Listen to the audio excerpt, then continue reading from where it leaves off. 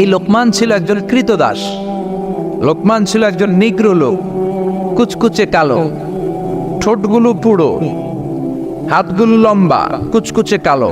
নিগ্রো মানুষ আপনারা দেখেছেন কি? যারা হজে গিয়েছেন নিশ্চয়ই দেখেছেন, দেশের বাইরে যারা ভিজিট করেছেন দেখেছেন। আমি প্রথম দেখেছি মিশরে কুচকুচে কালো মানুষ, এর আগে দেখি নাই। লম্বা লম্বা মানুষ।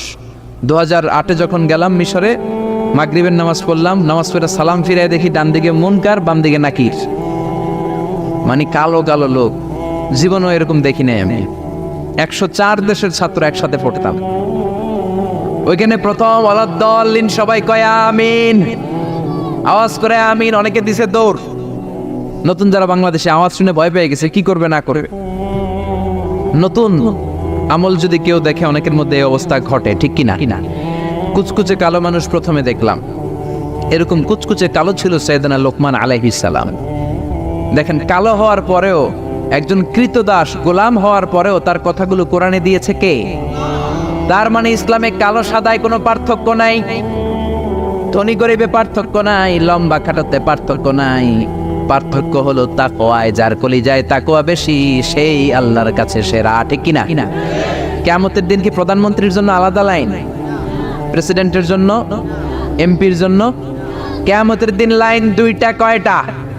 আসহাবুল ইয়ামিন, আসহাবুশ শিমাল। একটা হবে ডানপন্থী আর একটা বামপন্থী। ডানপন্থীদের হাতের মধ্যে থাকবে লা ইলাহার পতাকা, আলিল্লাহে তাকবীর, আল্লাহু আকবার। আর বামপন্থীদের ওইখানে কিল ঘুষি আছে না নাই?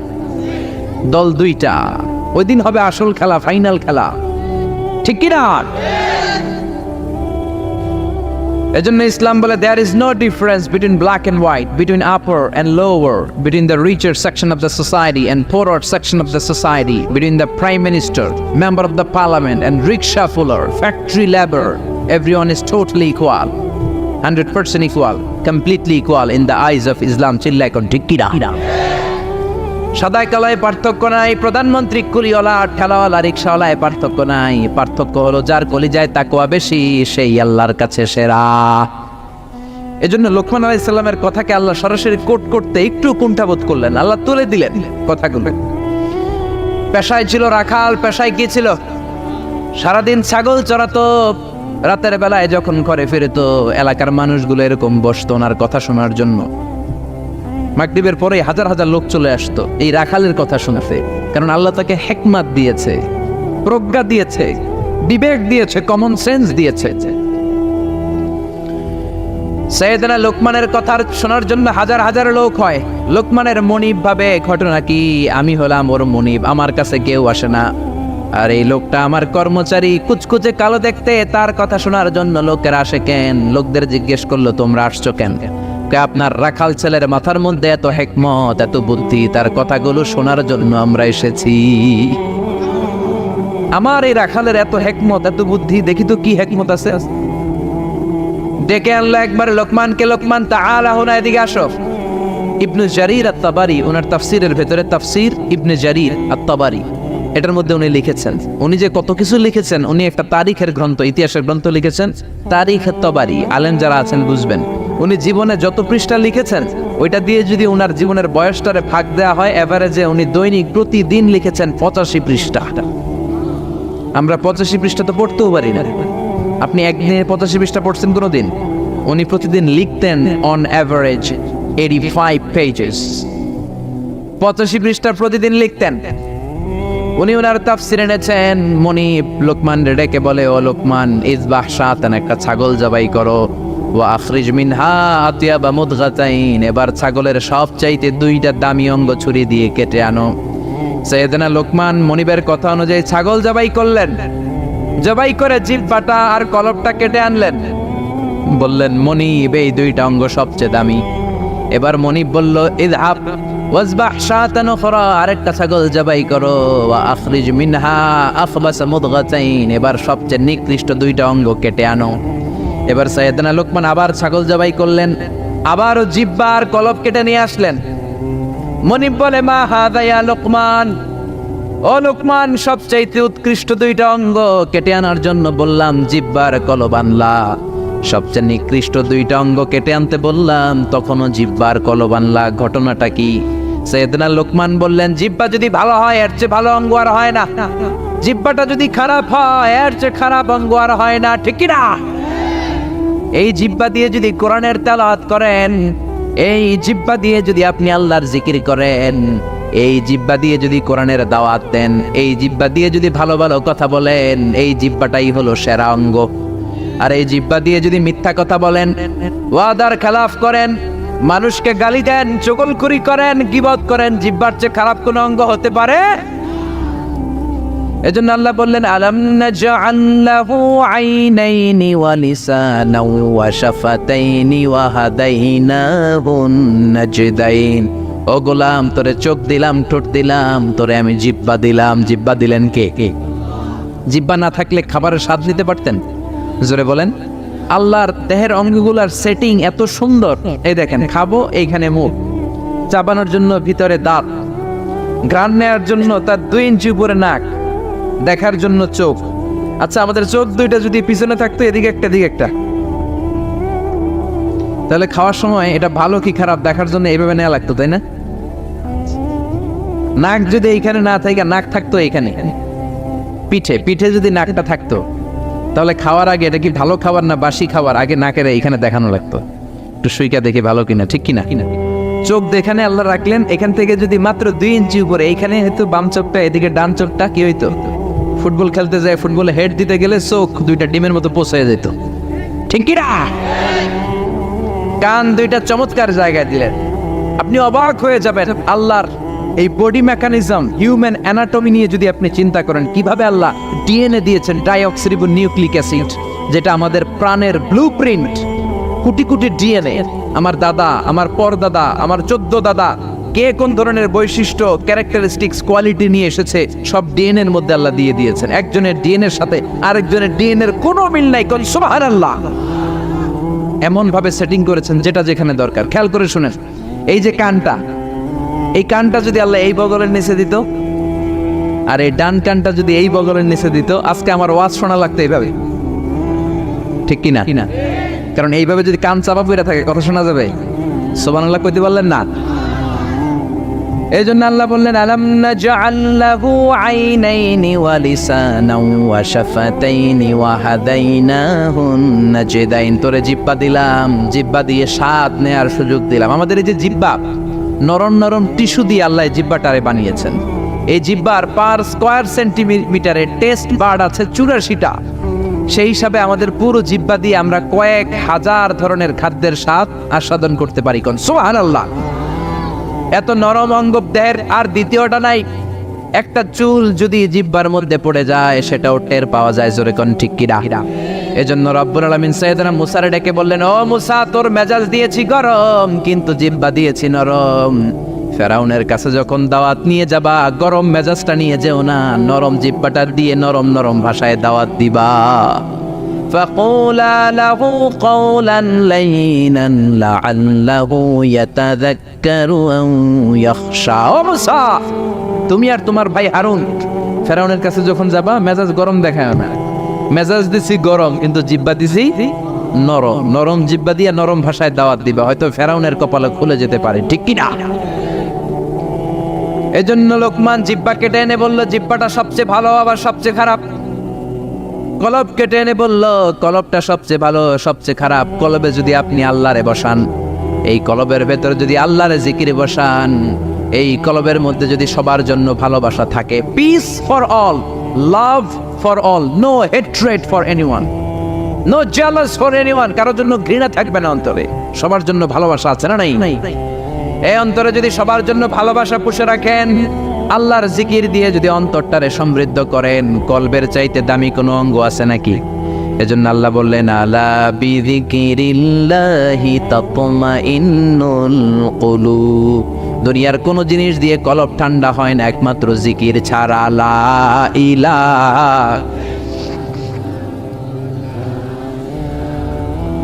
লা ইলাহা ইল্লাল্লাহু মুহাম্মাদুর রাসূলুল্লাহ সাল্লাল্লাহু। এই জন্যই কলবে জিকির করতে হবে, কলবের মধ্যে আল্লাহকে স্থান দিতে হবে। কলব পরিষ্কার হয় জিকির দিয়া। অনেকে বলে আমরা জিকির করি না, কলবে আয়না বসাই। কি বসাই? আয়না বসাইয়া দে মোর কলবের ভিতর বাবারে। আছে না নাই? আসলে আয়না আছে নাকি কলবে? বাবার কলবেই নাই, তোমার কলবে থাকবে কেমনে? আয়না টায়না কিছু না, কলবের ভেতরে জিকির থাকবে কার? লোকমান বলল সবচেয়ে দামি অঙ্গ জিহ্বা, সবচেয়ে নিকৃষ্ট অঙ্গ জিহ্বা, সবচেয়ে দামি অঙ্গ কলব, সবচেয়ে নিকৃষ্ট অঙ্গ কলব। মনিব তো বলে তাই তো, লোকমানের তো আসলেই অনেক জ্ঞান। মনিব বলে যা লোকমান, আর আমার রাখালগিরি করার দরকার নাই, তোরে আমি আজাদ করে দিলাম। দিন রাত সারাদিন সারাক্ষণ মানুষকে তোর জ্ঞান বিলিয়ে বিলিয়ে মানুষকে তুই আলোকিত করে দে। সুবহানাল্লাহ। বাড়িতে যে বললেন, এজন্য আল্লাহ বললেন ওয়ালাকাদ আতাইনা লুকমানাল হিকমাতা আনিশকুর লিল্লাহ ওয়া মান ইয়াশকুর ফাইন্নামা ইয়াশকুরু লিনাফসিহি ওয়া মান কাফারা ফাইন্নাল্লাহা গনিয়্যুন হামিদ। পড়েন সুবহানাল্লাহ। আল্লাহ বললেন আমি লোকমানরে হিকমত দিয়েছি। কি দিয়েছি? কথা বলেন। হিকমত শব্দটার সাথে আপনারা পরিচিত না? আমরা কিন্তু বলি এই কথা বলার সময় হিকমত খাটায় বলবি, বলি না বলি না বলি না। হিকমত হলো কেমন করে কথা বলতে হয়, কিভাবে বলতে হয়, কোন জায়গায় কোনটা বলতে হয়, এটার নাম হলো হিকমত। নলেজ আর common sense is equal to wisdom. প্রজ্ঞা, হিকমতের বাংলা হচ্ছে প্রজ্ঞা, ইংরেজি হচ্ছে উইজডম। আপনার যে জ্ঞান আছে, জ্ঞানের সাথে যদি কমন সেন্সটারে কাজে লাগান, ওইটাই প্রজ্ঞা, তখনই আপনি ওয়াইজ ম্যান হয়ে যাবেন, ঠিক না? আপনার জ্ঞান আছে নামাজ পড়া ফরজ, নামাজ পড়লে জান্নাতি হওয়া যায়, এটা কিন্তু হিকমত না, এটা হলো জ্ঞান, নলেজ। এবার কেমন করে রুকু করবেন, কেমন করে সিজদা করবেন, কেমন করে নামাজ পড়বেন, এটা জানার নাম হলো হিকমত। তার মানে জ্ঞানকে প্রয়োগ করার কৌশল হচ্ছে হিকমত। জ্ঞান প্রয়োগের বাস্তব কলা কৌশল মেকানিজম জানার নাম হচ্ছে হিকমত। এই জন্য যারা কোরআনের দাওয়াত দেয়, যারা মুফাসসিরে কোরআন, যারা খতিব, যারা ইমাম সাহেব, আল্লাহ তাদেরকে বললেন দাওয়াত দেওয়ার সময় হিকমতের সাথে দিবা। উদউ ইলা সাবিলি রাব্বিকা বিল হিকমাতি ওয়াল মাউইযাতিল হাসানাতি ওয়াজাদিলহুম বিল্লাতী হিয়া আহসান। উদউ ইলা সাবিলি রাব্বিকা, আল্লাহর রাস্তায় দাওয়াত দাও। কিভাবে দিবা? বিল হিকমা, হিকমতের সাথে দিবা। হিকমত আল্লাহ সবারে দেয় না। ইউতিল হিকমাতা মান ইয়াশা ওয়া মান ইউতাল হিকমাতা ফাকাদ উতিয়া খায়রান কাসীরা। আল্লাহ হিকমত দেন কিন্তু সবাইরে নয়, যারে দেন তার কপাল রে উজালা করে দেন। হিকমতের আরেক অর্থ সুন্নাহ। বিশ্বনবী ইউআল্লিমুহুল কিতাব ওয়াল হিকমা, কিতাব শিখাবে আর বিশ্বনবীর সুন্নাত শিখাবে। এই সব হিকমত আল্লাহ লোকমানকে দিয়েছেন। এজন্য রব্বুল আলামিন আমাদেরকেও হিকমত দেখ, আমরা চাই কি চাই না? চাই কি চাই না? সবাই পড়েন আল্লাহুম্মা উরযুকনা আল হিকমা। ও আল্লাহ, আপনি আমাদেরকে হিকমত দেন। পড়েন আমিন। আমি লোকমানকে হিকমত দিয়েছি আর বলেছি আনিশকুর লিল্লাহি ওয়া মান ইয়াশকুরু ফাইন্নামা ইয়াশকুরু লিনাফসি। হিকমত দিয়ে আমি লোকমান রে বললাম, ও লোকমান, আনিশকুর লিল্লাহ, শুকরিয়া করবা কার? জোরে বলেন কার? আল্লাহর শুকরিয়া করবা, কারণ শুকরিয়া করলে নেয়ামত বাড়ায় দেয় কে? শুকরিয়া না করলে নেয়ামত কেড়ে নেয় কে? লাইন শাকারতুম লাযীদান্নাকুম ওয়া লাইন কাফারতুম ইন্না আযাবি লাশাদীদ। ও বান্দা, যদি আমার নেয়ামতের শুকরিয়া করো, এই যে ভাত খাও, এই যে মাছ খাও, গোশত খাও, এই যে বাতাস, নাক দিয়ে বাতাস নাও, এই যে প্রাণ ভরে তুমি পানি খাও, এই যে আমি নেয়ামত দিয়েছি, নেয়ামতগুলোর শুকরিয়া যদি করো, নেয়ামত বাড়ায় দিবে কে? আর যদি নাশুকরি করো, জেনে রেখো আমার আযাব বড় কঠিন। ইন্না বাতশা রাব্বিকা লাশাদীদ, আমার পাকড়াও বড় কঠিন। আমি আল্লাহ সব সময় ধরি না, কিন্তু যখন ধরি তখন ধরে ধরে ধরে না ধরলে আল্লাহ। জোরে বলেন, ধরে ধরে ধরে না ধরলে আল্লাহ। সব সময় ধরি না, কিন্তু ধরলে সারি না। ফেরাউন রে ধরে না, কিন্তু যখন ধরছে তখন আর। নমরুদরে ধরে না, কিন্তু যখন ধরছে মশার কামড় দিয়ে দুনিয়া থেকে শেষ। ফেরাউনকে সাগরের মধ্যে সুবানি খাওয়াইছে কে? আব্রাহার বাহিনীকে আবাবিল দিয়ে ধ্বংস করলো কে? আবার গাবা ভাঙতে এলে পাঠাও আবাবিল, দাও খোদা দাও আমায় আবার ওমর দারাজ দিল। আল্লাহু আকবার। তার মানে সব সময় ধরে না, অনেক ছাড় দেয়। ফামা হিলিল কাফিরিন আমহিলহুম রুয়াইদা, কাফেরদেরকে আমি ঢিল দেই, চান্স দেই, সময় দেই, দেখি ফিরে আসে কিনা, দেখি তওবা করে কিনা, দেখি মসজিদে ঢুকে কিনা, দেখি নামাজি হয় কিনা, দেখি ভালো মানুষ সাজে কিনা। জোরে কোন ঠিক কিনা? আমরা যখন ঘুড়ি উড়াই হাতে থাকে কি? নাটাই থেকে আমরা সুতায় ঢিল দেই, তাই না? ঘুড়ি ডানে যায়, বায়ে যায়, কি আরাম, উঠতেছে এই আকাশে, এদিকে যায় ওদিকে যায়। তার মানে কি এই যে ঘুড়ির আর ফিরে আসা লাগবে না? আসা লাগবে কি লাগবে না? সুতা আমরা ঢিল দেই, ঘুড়ি আকাশে উড়ে। সন্ধ্যাবেলায় নাটাই ধরে যখন সুতায় টান দেয়, ঘুড়ির ফিরে আসা লাগে কি লাগে না? এই জন্য সুযোগ পেয়ে গাদ্দারি করো না, নাফরমানি করো না। সুতায় ধরে যখন টান দিবেন ফিরে আসা লাগবে, ঠিক কি না? এজন্য আল্লাহ বলো শুকরিয়া করো। বললেন শুকরিয়া করে বাড়ায় দিব, না শুকরি করলে কেড়ে নিব। শুকরিয়া করবেন না কেন? এত নেয়ামত আল্লাহ আমাদের দিয়েছেন, নেয়ামত গুলো গুণে শেষ করতে পারবেন? পারবেন? আমার দেহে কত নেয়ামত, আমার ঘরে কত নেয়ামত, আমার ব্যবসা প্রতিষ্ঠানে কত নেয়ামত, গোটা বসুন্ধরা পৃথিবী ব্যাপী কত নেয়ামত, ঠিক কি না? এজন্য আল্লাহ বললেন আনিশকুরু লিল্লাহি ওয়া মান ইয়াশকুরু ফাইন্নামা ইয়াশকুরু লিনাফসি। শুকরিয়া করো, শুকরিয়া করলে তোমারই লাভ। যে শুকরিয়া করে নিজের জন্যই করে নাকি আল্লাহর লাভ? আমরা শুকরিয়া করলে আল্লাহর অনেক লাভ না? আল্লাহর ক্ষমতা অনেক বেড়ে যাবে আমরা শুকরিয়া করলে। বেড়ে যাবে। আল্লাহ বলে গোলাম, পৃথিবীর সবাই যদি মুত্তাকি হয়ে যাও, দুনিয়ার সবাই যদি নামাজি হয়ে যাও, আল্লাহর ওলি হয়ে যাও, আমার কোনো লাভ নাই, লাভ তোর। আর সবাই যদি কাফের হয়ে যাও, আমি আল্লাহর লস নাই, লসও তোমার। জোরে কোন ঠিক কিনা? সহিহ মুসলিমের বর্ণনা, দুনিয়ার সবাই যদি কাফের হয়ে যায়, মুশরিক হয়ে যায়, আমি আল্লাহর ক্ষমতার 1 ইঞ্চিও কমবে না। সবাই যদি জিকির করে ওলি হয়ে যায়, আমি আল্লাহর ক্ষমতার 1 ইঞ্চিও বাড়বে। লাভ লস কার? কয় আল্লাহর। লাভ লস কার? কার? আরো জোরে সবাই বলেন। লাভ লস আমাদের। ওমান কাফারা ফাইন্নাল্লাহা গানিয়্যুন হামিদ। আর যদি কুফরি করো, জেনে রেখো আল্লাহ মুখাপেক্ষী, আল্লাহর কিছু লাগে না, লাগে আমাদের প্রয়োজনে আমরা আল্লাহর কাছে ঠেকা। আল্লাহ কারো কাছে ঠেকা নাকি? আমাদের প্রয়োজনে আমরা আল্লাহর কাছে চাই, আল্লাহ কারো কাছে চায় নাকি?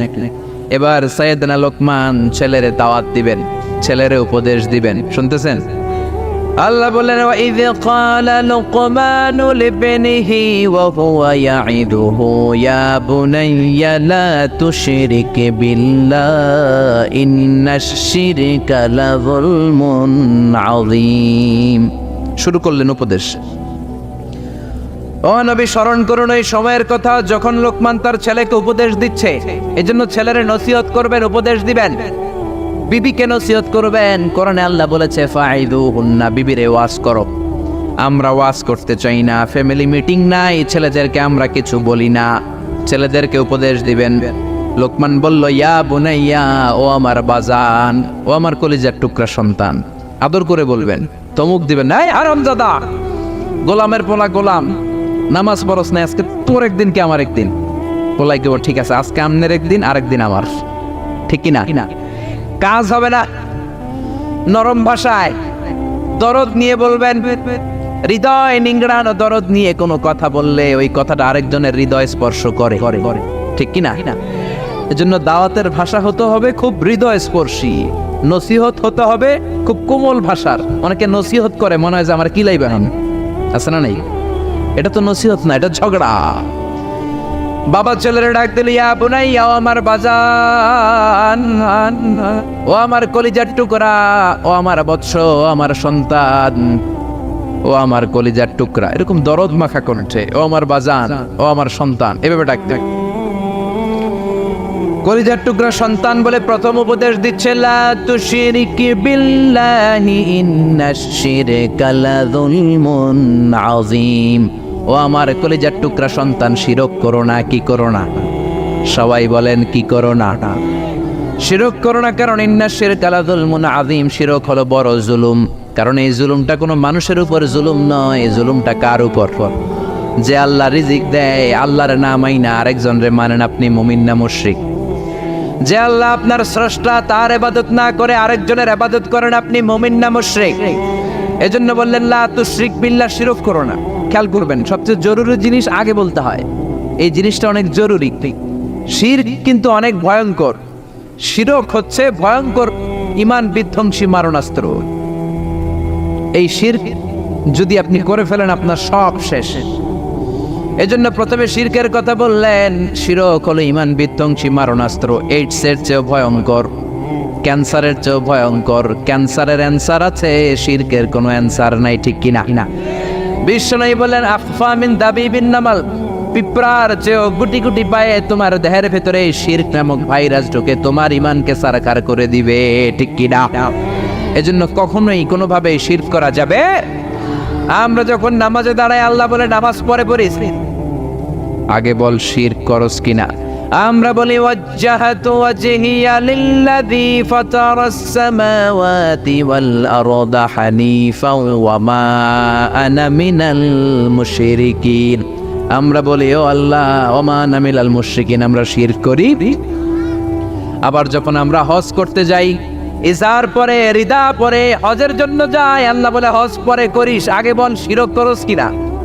আমরা বলি লাব্বাইক আল্লাহুম্মা লাব্বাইক, লাব্বাইক লা শারীকা লাক লাব্বাইক, ও আল্লাহ কোনো শরীক করি না, কোনো শিরক করি না, কোন সুবহানাল্লাহ।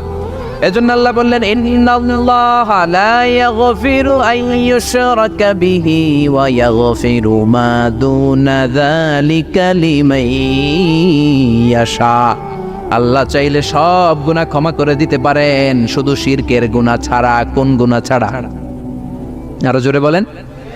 আল্লাহ সব গুনাহ মাফ করেন, কিন্তু শিরকের গুনাহ মাফ করেন। এজন্য হাদিসে কুদসিতে আল্লাহ বললেন, পাহাড় পরিমাণ গুনাহ নিয়ে যদি কিয়ামতের দিন আমার সামনে হাজির হয়ে যাও, ওই গুনার মধ্যে যদি শিরকের গুনাহ না থাকে, আমি আল্লাহ পাহাড় পরিমাণ ক্ষমার দয়া নিয়ে তোর কাছে হাজির হয়ে যাব। পাহাড় পরিমাণ গুনাহ, এই গুনার ভিতরে শিরকের গুনাহ নাই, তাহলে পাহাড় পরিমাণ ক্ষমা নিয়ে আমাদের কাছে হাজির হয়ে যাবে কে? এজন্য আল্লাহ ফরমান, লা ইন আশরাকতা লা ইয়াহবাতান্না আমালুকা ওয়া লা তাকুনান্না মিনাল খাসিরিন। যদি কোনো ক্রমে শিরক করে ফেলো, তোমার সব আমলগুলো বাতিল করে দিবে কে? এজন্য শিরক করা যাবে? শিরক মানে আল্লাহর সমকক্ষ কাউরে মনে করা, আল্লাহর অংশীদার স্থাপন করা, আল্লাহর নামে কাউরে ডাকা, আল্লাহর মতো কাউরে ক্ষমতাবান মনে করা, এটা হচ্ছে শিরক। বুঝতে পেরেছেন?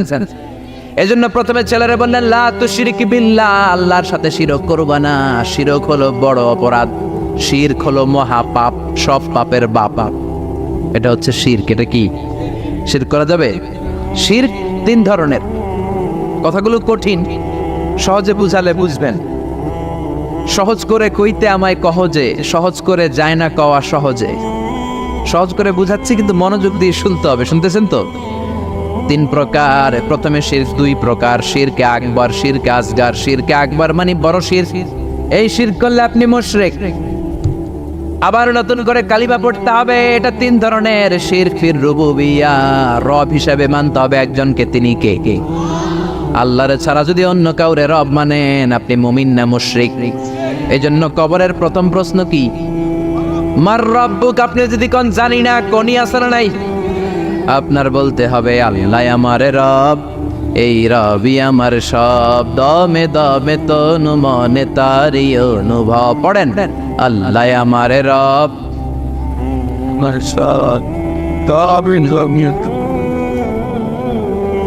আর শিরকু ফির রুবুবিয়াহ, রবের নামে যদি শিরক করেন, ফেরাউন বলেছিল আনা রব্বুকুমুল আ'লা, আমি বড় রব, আমি বড় খোদা। আল্লাহ কয় তুই হুদা। এজন্য সাগরের মধ্যে সুবাইছে কে? এজন্য আল্লাহ ছাড়া কাউরে কোনোদিন রব মানা যাবে? দুই নাম্বার শিরকু ফিল উবুদিয়া, ইবাদত হবে একজনের। তিনি কে? এখন আপনি মসজিদেও যে আল্লাহর সেজদা দেন, আবার দরগায় যে মাজারে যেও আপনি সেজদা দেন, আপনি মুমিন না মুশরিক? মাজারে যে অনেক মহিলারা সেজদা দেয়, আছে না নাই? কয় ছেলের জন্য বাবার কাছে গেছি, বাবার দরবারে যায়, বাবা নাকি ছেলে দিব। মাজারে গেলে বলে ছেলে পাওয়া যায়। আচ্ছা, কুত্তার যে বাচ্চা হয়, কুত্তা কোন দরবারে গেছিল? হ্যাঁ, ছাগলের যে বাচ্চা হয়, ছাগলে কোন মাজারে যায়? গাবি যে প্রতি বছর বাছুর দেয়, গাবি কোন বাবার দরবারে যায় বাচ্চা পাইলো? কথা কি বুঝেন? একটু বিবেক খাটান। এই যে কুকুরের বাচ্চা হয়, ছাগলের বাচ্চা, এরা তো কোনো মাজারে যে মানত করলো না, এদেরকে বাচ্চা দিল কে? তো কুকুররে আল্লাহ বাচ্চা দিতে পারলে কি আপনারা দিতে পারে না? ইয়াহাবু লিমান ইয়াশাউ ইনাসা ওয়া ইয়াহাবু লিমান ইয়াশাউ যুকুর আও ইউযাওইজুহুম যুকরানা ওয়া ইনাসা ওয়া ইয়াজআলু মান ইয়াশাউ আকিমা ইন্নাহু আলিমুন কাদির। তিনি যাকে চান তাকে ছেলে দেন, আবার যাকে চান তাকে মেয়ে দেন, আবার যাকে চান তারে ছেলেও দেন মেয়েও দেন, আবার যাকে চান ছেলেও দেন না মেয়েও দেন না। তিনি কে? এজন্য ছেলে মেয়ে যদি চাইতে হয়, চাবেন কার কাছে? 3 নম্বরে আশিরকু ফিল আসমাই ওয়াস সিফাত। আল্লাহর সিফাতি নাম যদি কারোর সাথে লাগান, আমার আল্লাহর নাম হলো গৌসুল আজম, মানে মহান সাহায্যকারী। এখন আব্দুল কাদের জিলানীরে যদি বলেন গৌসে পাক, আপনি মুমিন না মুশরিক? খবরদার। আল্লাহ হচ্ছে গৌসুল আজম। আল্লাহকে গৌসুল আজম, এটা আল্লাহর নাম, আল গৌস আল আযম। আব্দুল কাদের জিলানী অনেক বড় আল্লাহর ওলি ছিলেন। ওলিরে ওলি বলে ডাকবেন, ওলিরে আল্লাহর নাম দিয়ে ডাকা যাবে। আব্দুল কাদের জিলানী শুধু ওলি ছিলেন না, মুজাহিদ ছিলেন। মুফতাকির বিল্লাহ ছিল ওনার সময়ের প্রেসিডেন্ট। ওই প্রেসিডেন্টের ঘুষাইয়া চাপা ভাঙ্গা দিছে, পিটাইয়া একেবারে সুলতানাত মাটির সাথে মিশিয়ে দিয়েছে আব্দুল কাদের জিলানী। বাগদাদে 400 মাদ্রাসা প্রতিষ্ঠা করেছে। ওনার এলপি খেদমত নিয়ে কথা নাই, ওনার জিহাদি জীবন নিয়ে কথা নাই। খালি কথা ফু দিলে বলে পানি আগুন হয়ে যায়, আগুন পানি হয়ে যায়। কপাল পড়া, ঠিক কিনা? খাজা মাইনুদ্দিন চিশতি রাহিমাহুল্লাহ অনেক বড় আল্লাহর ওলি ছিলেন। তার চেয়ে বড় পরিচয় হলো মুজাহিদ ছিলেন। পৃথ্বীরাজের সিংহাসন হিন্দুস্তানে লাথি মেরে উড়িয়ে হিন্দুস্তানের মতো জায়গার মধ্যে কালিমার পতাকা গেড়েছেন, ঠিক কিনা? এই ওয়াজগুলো করে না, শুধু বলে ফু দিয়া এটা করছে, জায়নামাজ বিছাইয়া সাগর পার হইছে, খালি এই ওয়াজ করে। এরা এক একজন মুজাহিদ ছিলেন, এরা এক একজন স্ট্রাগল করেছেন, অন্যায়ের বিরুদ্ধে জিহাদ করেছেন। চিল্লায় বলেন ঠিক কিনা? এজন্য খবরদার, আল্লাহর নামের সাথে আল্লাহর মতো করে কাউরে ডাকা যাবে না, কোন ধরনের শিরক করা যাবে না। এটা গেল শিরকে আকবার। এবার আসেন শিরকে আসগর। শিরকে আসগর হচ্ছে ছোট শিরক। কি শিরক? কথা বলেন। এটা করলে আপনি সাথে সাথে মুশরিক হবেন না, কিন্তু কবিরা গুনাহ হবে। আপনাকে তওবা করে ক্ষমা চাইতে হবে। চিল্লায় বলেন ঠিক কিনা? ছোট শিরকের মধ্যে 1 নাম্বার হলো রিয়া, সব লোক দেখানো। নামাজ পড়তে হবে একজনের জন্য, তিনি কে? এখন যদি আপনি লোক দেখানো নামাজ পড়েন, আপনি শিরক করে ফেললেন। বিষ্ণু বলেন, আমি আমার মৃত্যুর পরে তোমাদের ব্যাপারে সবচেয়ে যেই জিনিসটার আমি নবী ভয় পাই, সেটা হলো আর রিয়া, ছোট শিরক। মানুষ লোক দেখানোর জন্য কাজ করে। হজ করেছে, নামের আগে হাজি না লেখলে উনি সাইদটা ওড়ে, আছে না নাই? তো আপনি হজ করছেন কি আলহাজ লাগানোর জন্য? তো আপনি তো নামাজও পড়েন, নামের আগে মুসল্লি লাগান না কেন? আপনার নাম হবে আল মুসল্লি, আস-সাইম, আল মুজাক্কি, আল হাজ কুতুবউদ্দিন। কারণ আপনি নামাজ পড়েন, আপনি যাকাত দেন, আপনি রোজা রাখেন। শুধু হজটা লাগান কেন? কপাল পোড়া। হজ করেছেন আল্লাহর জন্য, খবরদার কোনোদিন নামের আগে আল হাজ লাগাবেন না। লাগাবেন? হজ করেছেন কারে দেখাইতে? কার খুশির জন্য? তো আপনি যে হজ করছেন, আপনি যে নামাজ পড়েন, আপনি যে তাহাজ্জুদে ওইটা কাঁদেন, এটা নামের আগে লাগান কেন? আমলগুলো বাতিল হয়ে যাবে। রিয়া সব শেষ করে দেয়। জাহান্নামের অতল গহ্বরে একটা জায়গা আছে, ওই জায়গাটার আগুনের এত তেজ, খোদ জাহান্নাম ওই জায়গা থেকে 70 বার দিনে পানা চায়। সাহাবারা বললেন, ওই জায়গায় কারা যাবে? বিষ্ণু বললেন, যারা লোক দেখানো আমল করবে তারা যাবে। এজন্য রিয়া করা যাবে? কয়টা বলবো? শিরকুল আসগার অনেক। তারপরে আছে আল হালাফ বিগাইরি ইসমিল্লাহ, আল্লাহ ছাড়া অন্য কারো নামে কিরা কাটা। আমাদের দেশে এগুলো আছে না নাই? কয় মাথার কসম, টুপির কসম, বিদ্যার কসম, মায়ের দুধের কসম, মসজিদের কসম, কোরআনের কসম, কোনো কিছুর নামে কসম কাটা যাবে না একজনের নাম ছাড়া। তিনি কে? মান কানা হালিফান বিল্লাহ লা মুহালাতা, যদি আপনার কসম কাটতেই হয় কোনো কাজে একজনের নামে কাটবেন, তিনি কে? আপনি বলবেন আল্লাহর কসম। আবার বারবার যারা কসম কাটে তাদের মধ্যে নেফাকি আছে। বারবার নয়, কোন একটা বিষয়কে এমফাসাইজ করার জন্য, গুরুত্ব বোঝানোর জন্য অনেক সময় কসম কাটা লাগে না? বিচারে সালিশে অনেক বিষয়ে কসম কাটা লাগে তাকিদ দেওয়ার জন্য। তখন আপনি কসম কাটবেন একজনের নামে, তিনি কে?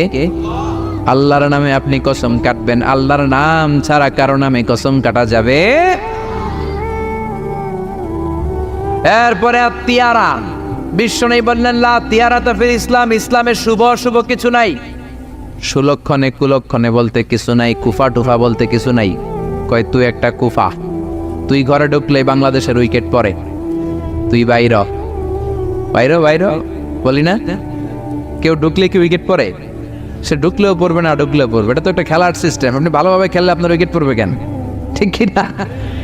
এই কুফা বলতে ইসলামে কিছু নাই। নতুন বউ আসছে বাড়িতে, মা চা বানায় খাওয়াও, বৌমা চা বানাইতে যায় ফ্রিজ ভেঙে ফেলছে, বউটা ভালো না, এটা কুলক্ষণ, এটা অপয়া। এগুলো ইসলামে না। ইসলাম বলে আল কাদার খাইরিহি ওয়া শাররিহি মিনাল্লাহ, ভালো হোক মন্দ হোক দুনিয়ার কেউ করতে পারে না, করতে পারে একজন, তিনি কে? এরপরে ইতিয়ানুল আররাফিন, গণকের কাছে যাওয়া যাবে। অনেক গণক বাবা বাংলাদেশে আছে না নাই? গনে গনে নাকি সব বলে দেয়। বিশ্বনবী বললেন মান আতা আররাফান, যে কোনো গণকের কাছে যায়, ফাসালাহু আন শাইইন, যে কিছু জিজ্ঞেস করে, গণকের কাছে যে জিজ্ঞেস করার সাথে সাথেই 40 দিনের আপনার নামাজগুলারে বাতিল করে দিবে কে? গণক যা বলছে এটা বিশ্বাস করেন নাই, শুধু জিজ্ঞেস করছেন, 40 দিনের নামাজ বাতিল। আর গণক যা বলেছে যদি বিশ্বাস করেন, মুশরিকদের কাতারে আপনারা তুলে দিবে কে? এজন্য গণকের কাছে যাওয়া যাবে না।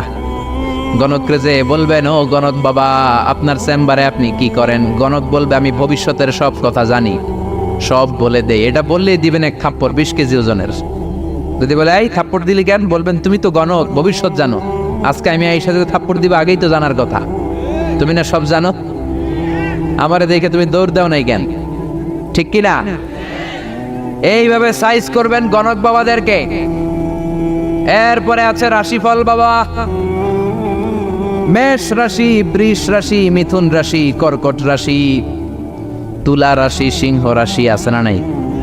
আপনি যাবেন কইব তোর উল্লুক রাশি, আপনার বন্ধুরে নিয়ে যান বলবে তোর বন্ধুর ভাল্লুক রাশি, আপনার বউ নিয়ে যান বলবে তোর বউয়ের বিলাই রাশি, আপনি যাই বলবেন বাবা আমার রাশি, কইব তোর কুত্তা রাশি, আপনার ছোট্ট ছেলেটারে নিয়ে যান বলবে তোর ছেলের ইন্দুর রাশি, আছে না নাই? হাতের রেখা দেখে আর সব বলে এই যে এইখানে তোমার বিবাহ, এটা একটু ঘুরাই দিলে এটা ওইদিকে যাবে, আর তুমি তো সৌদি চলে যাবা কিছুদিন পরে, তোমার ভাগ্যে অনেক কিছু আছে। হাতের রেখায় কোনো ভাগ্য থাকে না, কারণ ভাগ্য তো তারও থাকে যার হাত থাকে না। হাত নাই পা নাই এরকম বিকলাঙ্গ লোক পৃথিবীতে আছে না নাই? তো যেই লোকটার হাত নাই তারও তো ভাগ্য আছে। এজন্য কপাল পোড়া এদের কাছে যাওয়া যাবে। খবরদার টিয়া পাখির কাছে যায়, টিয়া পাখি নাকি ভাগ্য বলে দেয়। কত নিম্ন রুচির লোক হতে পারলে একজন মানুষ আশরাফুল মাখলুকাত হয়ে টিয়ার কাছে ভাগ্য জানতে চায়। ভাগ্য তো মহাবিশ্ব সৃষ্টির 50,000 বছর আগে লৌহে মাহফুজে লিখে দিয়েছে কে? আর জোরে বলেন কে? এরপর কোমরে কাইতন বাদে আছে না নাই? হাতের মধ্যে আজমি শরীফের সুতা বাদে। পরীক্ষার রাত্রে দেখলাম একটাই ঘুরে, বললাম কিরে পরশ না? কয়ে যে হুজুর সুতা আছে, আজমি শরীফের সুতা, আমার A+ ঠেকাবে কে? এরকম আছে না নাই? সুতা তোমার কিচ্ছু করতে পারে না, করতে পারে একজন, তিনি কে? এরপরে ইঁদুরের কাছে যে দাঁত চায়, দাঁত নিয়ে কই ইন্দুর মামা, ইন্দুর মামা, মাই কইছে আমনে আমার বড় মামা, আমার মোটা দাঁত নিয়ে আমনের চিকুন দাঁত দেন। এ এলাকায় বলে, এখানেও বলে। ইঁদুরের কাছে আর দাঁত চাইবেন? কোনোদিন চাইবেন? এরপর ট্রাকের পিছনে জুতা ঝুলায় আছে না নাই? তাও পুরান জুতা, দেখবেন রাত্রেবেলা ট্রাকের পিছনে সব পুরান জুতা। একটা ধরলাম কি রে পুরান জুতা কেন? হুজুর চোখ লাগে, বদনজর, মুখ লাগে। তো কি লাভ? কই যেটা মুখ লাগাইছে ওটার গালে যায় আমার সিরা জুতা পড়ছে। কপাল পোড়া। তুমি ট্রাককে হেফাজতের জন্য জুতার উপর তাওয়াক্কুল করেছো, আল্লাহর উপর তাওয়াক্কুল করো নাই, তুমি মুশরিক। জোরে কোন ঠিক কি না? এরপরে মাজার দেখলে ড্রাইভার ভাইরা গাড়ি স্লো করে কি করে না? মাজারের দিকে এরকম করে, আছে না নাই? কিরে স্লো করলি কেন? কয় বাবার মাজার, বাবায় অনেক গরম, গাড়ি আমার উল্টায় দিবে, জোরে চালাইলে গাড়ি উল্টায় দিলে দুর্ঘটনা হয়, মানুষ মারা যায়। যে লোক কবরে শুইয়া মানুষ মারে ওই আল্লাহর ওলি নাকি ডাকাই? ওটা তো অনেক বড় সন্ত্রাসী, ঠিক কিনা? এরপর বাচ্চাদের কপালে কালো টিপ আছে না নাই? আমি আমার বাড়িতে আমার পুরাতন একটা অ্যালবাম ঘাটতে শুরু করলাম, ঘাটতে ঘাটতে দেখি আমার বয়স যখন 4 তখন আমার একটা ছবি, ওইখানে আমার কপালেও কালো টিপ দেওয়া। আম্মারে ধরলাম, কালো টিপ দিলা কেন? কই তোর নানি কইছে। নানিরে ধরলাম, তুমি কইছো কেন? কই তোর বড় আম্মা কইছে, ওই বেডি আর বাইসা নাইস, আর ধরতেও পারি নাইস, এই জন্য এগুলো করা যাবে। এই কালো টিপ দিবেন না। সূরা ফালাক নাস করে ফু দিবেন, সুস্থ করে দিবে কে? তারপরে কয় পরীক্ষা সকালে ডিম খাবি না, পরীক্ষায় ডিম পাবি। আপনাদের এলাকায় বলে বলে এটি ভুয়া কথা। আমি তো সবসময় পরীক্ষার দিন সকালে ডিম খাইতাম আর ফার্স্ট হয়ে যেতাম। এই যে মিশরের পরীক্ষায় যখন দিলাম, ডিম খেয়ে গেছি, ফার্স্ট হয়ে গেছি। ডিম খাইলে ফার্স্ট হয়ে যাবেন, ডিম খাইলে পরীক্ষায় ডিম পাবে, এটা ভুয়া কথা। এরপরে কয় জট কলা খাইস না, জমজ বলাইব, আছে না নাই? জমজ হলে তো ভালো, 2বারের কষ্ট একবারে সারলো। 2বার বউয়ের কষ্ট কমে গেল। 10 মাস 2 বছর কত কষ্ট, 2বার পেট কাটো, আর জামাইয়ের টাকা খরচ, সিজারের টাকা, আছে না নাই? তো একবারে যদি হয়ে যায় কষ্ট কমে গেল না?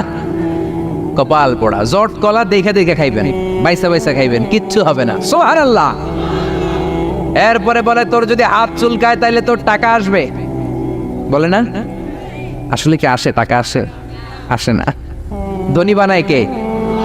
গরিব বানায় কে? আবার মাথায় যদি 2 গিট থাকে, 2টা গিট থাকে, কয় তোর 2 বিয়া, আছে না নাই? মুসলমান এগুলোতে বিশ্বাস করতে পারে। এজন্য লোকমান বললেন, লা তুশরিক বিল্লাহি ইন্নাশ শিরকা লাযুলমুন আযীম। খবরদার শিরক করো না, শিরক বড় অপরাধ। 1 নাম্বার উপদেশ শেষ। 2 নাম্বার, ইয়া বুনাইয়া ইন্নাহা ইন তাকু মিসকালা হাববাতিন মিন খারদালিন ফাতাকুন ফি সাখারাতিন আও ফিস সামাওয়াতি আও ফিল আরদি ইয়াতি বিহাল্লাহ ইন্নাল্লাহা লাতীফুন খাবীর। প্রথম উপদেশ দিলেন, বাবা শিরক করিস না, শিরক বড় পাপ, সব পাপের বাপ। ক্যান্সারের অ্যান্সার আছে, শিরকের কোনো অ্যান্সার। দ্বিতীয় উপদেশ দিলেন, বাবা ছোট্ট কোনো ভালো কাজ কিংবা মন্দ কাজ যদি করো, পাহাড়ে ঢুকেও যদি করো, আকাশে উঠেও যদি করো, জমিনের গর্তের মধ্যেও যদি করো, কেউ দেখে না দেখে কে? কেউ যেটা দেখে না দেখে কে? কেউ যেটা শোনে না শোনে কে? কেউ যেটা বোঝে না বুঝে কে? দরজা বন্ধ করে, লাইট অফ করে রাতের বেলা পাপ করলেন, কেউ দেখে নাই, দেখছে কে? তিনি লাতীফুন খাবীর, সূক্ষ্মদর্শী। তিনি থাকেন অনেক উপরে, 7 আকাশ, সিদরাতুল মুনতাহা, বাইতুল মামুর, লাউহে মাহফুজ, তারপরে আল্লাহর আরশ, তারপরে কুরসি, তার উপর আল্লাহর 70,000 নূরের পর্দা। সেখান থেকে আল্লাহ 7ম জমিনের নিচেও যদি অমাবস্যার রাতে কোনো পিপিলিকা, পিঁপড়া নীরবে নিঃশব্দে হেঁটে যায়, এত উপর থেকে ওই পিঁপড়ার আওয়াজও আল্লাহ শুনতে পান। তিনি লাতীফুল খাবীর। তার মানে দ্বিতীয় উপদেশ দিলেন, বাবা ওই আল্লাহর শিরক করো না, যে আল্লাহ এত ক্ষমতাশীল, তুমি যেখানেই যেটা করো কিয়ামতের দিন তোমার সামনে তুলে ধরবে কে? এটাকে বলে সেন্স অফ অ্যাকাউন্টেবিলিটি, জবাবদিহিতার চিন্তা। এই সফটওয়্যার, তাকওয়া নামক এই সফটওয়্যার যদি ছেলের মাথায় ইনস্টল করে দেন, এই ছেলে আর কোনোদিন বেয়াদব হবে না, এই ছেলে বেনামাজি হবে না, এই ছেলে বেরোজগার হবে না, এই ছেলে ডাকাত হবে না। চিল্লা এখন ঠিক কি না? আদর দিয়ে আপনি বুঝায় দেন, বাবা তুমি স্কুলে যাও, চুরি করে বন্ধুর পেন্সিলটা তোমার ব্যাগে করে এনো না, বন্ধুর রাবার চুরি করো না, কলম চুরি করো। ছোট্ট বাচ্চাদের মধ্যে এটা আছে, আরেকজনের কলমটা লাল দেখছে, ওটা নিয়ে আস। আপনি শিখিয়ে দেন, আরেকজনের জিনিস নেওয়া যাবে না, না বলে নেয়াকে চুরি বলে। ও বাবা, রাস্তা দিয়ে তুমি হেঁটে যাও, আম গাছে আম পেকেছে, রাস্তায় কেউ নাই, টুক করে একটা আম পেড়ে ব্যাগের ভিতরে পড়েছো, কেউ দেখে নাই, দেখেছে কে? কিয়ামতের দিন বিচার আছে না নাই? ওই ছোট্টবেলা থেকেই এই তাকওয়া নামক সফটওয়্যার ব্রেনে ইনস্টল করে দেওয়ার দরকার আছে না নাই?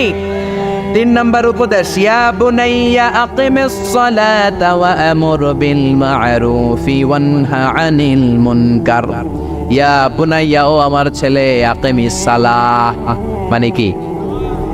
সালাতে কায়েম করো, সালাতে কায়েম করো, হবে সম্মানিত তুমি, হবে জান্নাতি তুমি, হবে জান্নাতি তুমি, হবে সম্মানিত তুমি, দিবে কাল হাসরে শীতল ছায়া আরশে আজিম, রাব্বিয়াল আলা রাব্বিয়াল আযীম, রাব্বিয়াল আলা রাব্বিয়াল আযীম। আল্লাহু আকবার।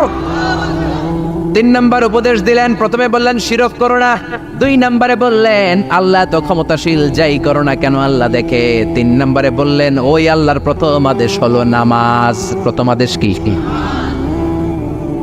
আউয়ালু মা ইউহাসাবু বিহিল আবদু ইয়াউমাল কিয়ামাতি আস-সালাহ। কিয়ামতের দিন প্রথম যে আল্লাহ হিসাব যেটার চাইবেন সেটা কি? নামাজের হিসাব যদি সহজ হয় সব সহজ করবে কে? নামাজের হিসাব কঠিন হলে কঠিন করবে কে? এজন্য বিশ্বনবী বললেন মুরু সিবিয়ানাকুম বিস-সালাতি হুম 7 সিনিন। ছেলের বয়স যখন 10 বছর নামাজের আদেশ দাও, আর ছেলের বয়স যখন 7 বছর নামাজের আদেশ দাও। 10 বছর হলে নামাজের জন্য শাসন করো, ঠিক কি না? 7 বছরে আদেশ করবেন, সাথে সাথে নিয়ে যাবেন। 10 বছরের নামাজ না পড়লে শাসন করবেন, চোখ গরম করবেন, রক্তচক্ষু দেখাবেন, প্রয়োজনে পিটাবেন, তারপরেও নামাজে নেয়ার দরকার আছে না নাই? 7 বছর বয়স থেকে যদি আপনি নামাজের কথা বলেন, 10 বছর এমনি ছেলে পাক্কা নামাজি হয়ে যাবে, ঠিক কি না? আর যদি 30 বছর বয়সে আমার কাছে পানি পড়ার জন্য আসেন, পারা যাবে? পারা যাবে? পারা যাবে? অনেকে বলে হুজুর সকালবেলায় ডাকি না, আমার ছেলে ঘুমায়, কি করুম? সকালবেলায় ঘুমায়, ডাকি না, তো সকালবেলায় ভূমিকম্প হইলে কি করবেন? কথা বলেন। সকালবেলায় ঘরে আগুন লাগছে, ওই দিন কি করবেন? না, ছেলেটা ঘুমাক না, একটু আগুন লাগছে তো কি হয়েছে, পুইরা মরুক, তারপরও ঘুমাক, এরকম করবেন? দুনিয়ার আগুনের জন্য, দুনিয়ার আগুন থেকে বাঁচাতে হলে ছেলেকে যদি ডাকতে হয়, জাহান্নামের আগুন থেকে যদি বাঁচাতে চান, ডাকার দরকার আছে না নাই? এই জন্য দিন শুরু হবে ফজরের নামাজ দিয়ে। কোন নামাজ দিয়ে? জোরে বলেন। বাবা যারা আছেন নামাজের দাওয়াত দিবেন। এরপরে 4 নম্বরে বললেন ওয়া আমরু বিল মা'রুফ, ভালো কাজের আদেশ দাও। 5 নম্বরে বললেন ওয়ানহা আনিল মুনকার, খারাপ কাজের নিষেধ করো। ভালো কাজের আদেশ, খারাপ কাজের নিষেধ, এগুলো করো। কুনতুম খায়রা উম্মাতিন উখরিজাত লিন-নাসি তা'মুরুনা বিল মা'রুফি ওয়া তানহাউনা আনিল মুনকার। ভালো কাজের আদেশ দাও, মন্দ কাজের নিষেধ। বাচ্চাদেরকে এগুলো শিখাবেন, এখন থেকে এগুলো শিখে বড় হতে হবে। আপনি একা নামাজ পড়লে হবে না, আশেপাশের বন্ধু বান্ধবদেরকে নিয়েও মসজিদে যাওয়ার দরকার আছে না নাই? একা পাপ থেকে বাঁচলে হবে না, সমাজটারও পাপ থেকে বাঁচানোর দরকার আছে না নাই?